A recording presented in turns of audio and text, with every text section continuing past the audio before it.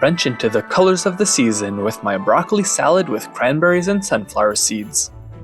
Start by cutting up your broccoli and making bite-sized florets. Then chop up your red onion and your red bell pepper.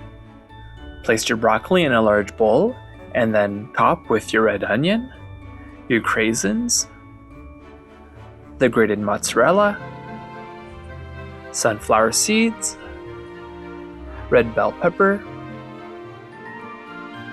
Then give it a quick toss and let's make the dressing. In a small bowl, combine the mayonnaise, white wine vinegar, Dijon mustard, beautiful liquid honey, and a pinch of salt. Whisk everything until smooth, and then add to your salad.